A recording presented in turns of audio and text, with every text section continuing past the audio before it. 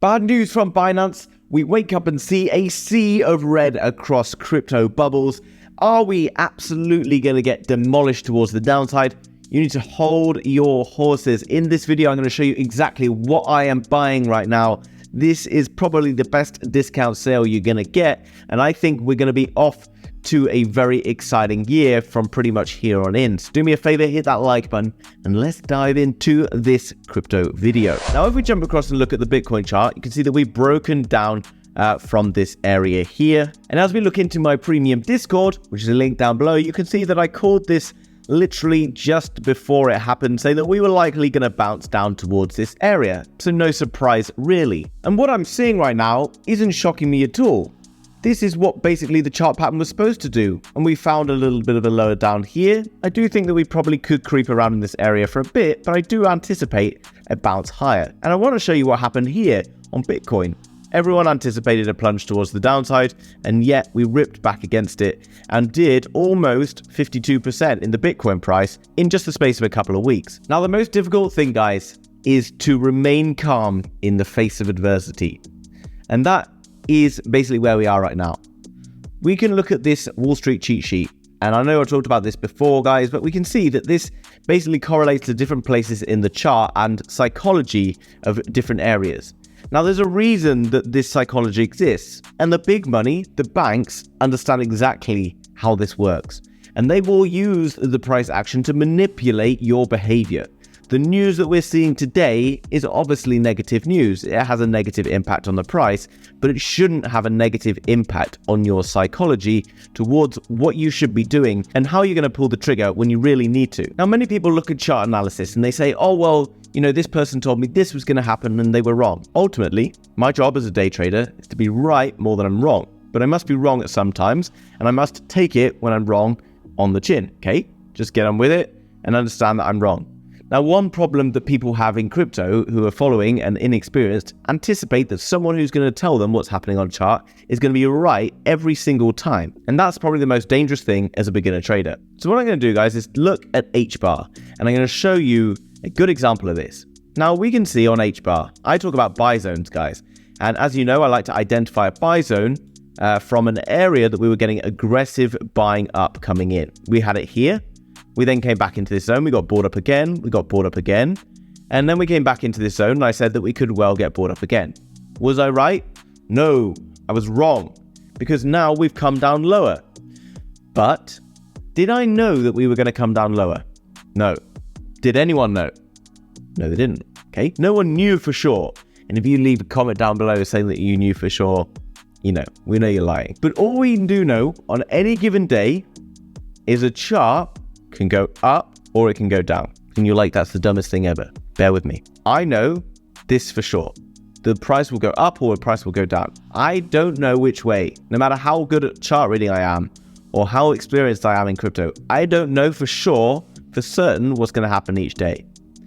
So this means that there is only one thing I do know, and it's how I can react to what happens when a certain scenario plays out. So I have a set of rules. I know that if HBar does this, I do something. I know that if HBar does this, I do something else. Now, I'm using HBar as an example because it's crypto that I'm invested in, and I will potentially look to buy more. So how do I identify what I'm looking at? Well, I've got my buy zone.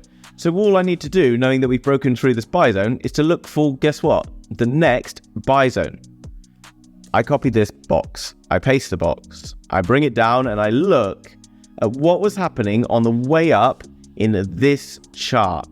Now, actually, you could see that potentially this was the buy zone here, and that we were buying out of it. But I'm not going to change that, okay?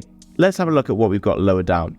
This, we can see, is an area of consolidation. That means the price is moving to the side, okay?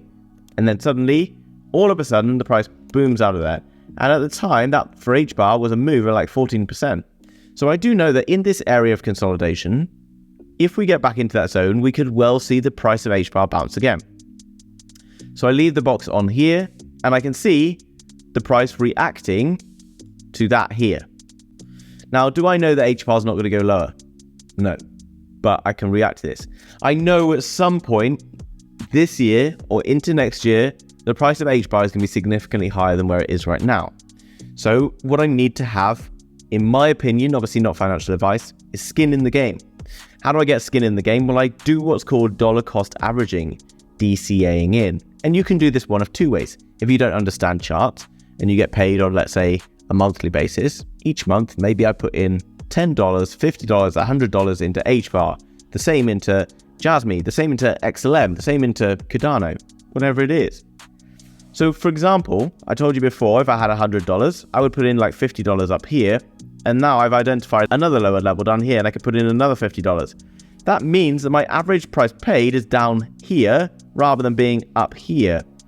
But something that's really important, we as human beings are emotional animals and we love to buy when the price is up here. Why do we love to do that? Well, guys, because we identify a pattern, and this is the pattern we identify. We then get FOMO, and we FOMO in, and then this happens to us. And we get sad when actually right now, you shouldn't be fearful. You would have been much less fearful buying here than you would be buying down here. I can't say this enough because it's so important. I see people in my Telegram, I see people in the Discord group, which is brand new, saying all the time that, you know, I should be selling this. I'm worried it's going to go lower. You're right, it could go lower. But I guarantee the day that you sell that cryptocurrency, whether it's today or another day, the price is just going to do that to you. And then you're going to be FOMOing in all again once more. And it's not just HBar. Let's have a look at other cryptos. XLM, doing very similar things. I've got this box already on XLM. Last time what happened? We nosedived into this and then what? We boomed out of it. Now again, we can see us slipping back under this green box. But lo and behold, the price has recovered into the green box. I draw a big green box onto here and I make it green so that I know that I can buy in a green box. And then I put this box up here and guess what I do? I make it red so that I know I don't buy the red box. Because if XLM right now does this and it gets into this red box and I'm like, oh my God, it's going to go again, and I buy and this happens, then I get instantly sad. If, however, I don't buy into it and you're like, well, when do I buy? Well, okay, here's a scenario. It breaks the red box. It carries on to the next level of resistance. Let's zoom out to a daily, shall we? Should make life a bit easier. This area has been a turnaround point for XLM. Previously, we had a turnaround point for XLM here. Okay, this was resistance. It bounced up, it dropped down. Previous areas of resistance become future areas of resistance. If we break through them, they become support. So let's draw the next area to pay attention to on this XLM chart. Now you can see the last time we bounced into here, we got rejected. So it would be obvious, right, that it would do likely the same thing again. So if XLM was to break through this red zone and I miss the chance to buy it, I wait for it to break beyond here. I wait for it to push to the next zone, and I guarantee that pretty much every time it's going to come back to retest the previous area of resistance and turn it into a buy. And that's where I want to be buying. I want to be buying here. I don't want to be buying here. I don't want to be buying here. I want to wait for the pullback and then I can buy. Pullback. Nothing goes up in a straight line. Let's look back to the last bull market of a great example of this. Many people would have FOMO'd into XLM up here because we would have just had a huge pump, 140%, and that happened in about 4 or 5 days. So many people FOMO in. And then guess what? For the next few weeks, the price fell 45%. So we can identify here, this was the buy zone. You can see the couple of days where it sort of went up and then it went sideways. So we would have drawn our box on here. We would have just dragged it across. We would have made it green. And then we would have waited, patiently waited for this price to get back into here. Guess what happens? It comes back into here. We would have then bought, and instead of only being up from that point to this point, which would have been like 96%, not bad, we could have been up from this point if we bought 295%. That's a massive, massive difference. If you're patient and you wait for these pullbacks, then you can make lots of money in crypto. Look at how many times it pulls back. Okay, it rips up, it pulls back, it rips up, it pulls back. Here, it rips up and then it pulls back. And yes, you might have been screwed if you were buying in here, but you would have been actually able to get out around a similar price than actually if you just bought up here. Because if you bought the top, then right now you'd be down 50%. And in fact, you'd be down a significant amount more right now in XLM. Let's look at Quant. All we're looking for, guys, is to identify a buy zone. So all I'm showing you here, we can see on Quant, sideways movement, and then it rips out. Now, what I want to do, I want to draw my buy zone from there. And if it keeps going, it keeps going. Every time, you can see more buy zones getting developed. Here's another one. Okay, this is another area of interest. But what happens on the way down is we just go straight through that buy zone. So I then get to my buy zone down here. Look at what happens in this buy zone each time. Pumps up. But where is Quant right now? It got down below the buy zone and it's pumped out. We can see it's so obvious, guys. If you can understand how to use these buy zones, you will never struggle again. And I recommend just getting into this Inner Circle Telegram, guys. Link down below. It's $9.99 per month, the 5-day free trial. There's chat going on all the time about what's happening in the markets. There's stuff about what projects people are buying. All of the best Twitter feeds and stuff are getting fed into here. All of the latest crypto news. I'm putting in all the key links for all of these amazing tools that I've been using all the time. And I'm providing the technical analysis on the charts as they happen, along with other experts in here who are providing stuff on the charts that they're looking at. So it's a no-brainer, guys. If you want to get ahead of the game in crypto, hit that link down below in the description.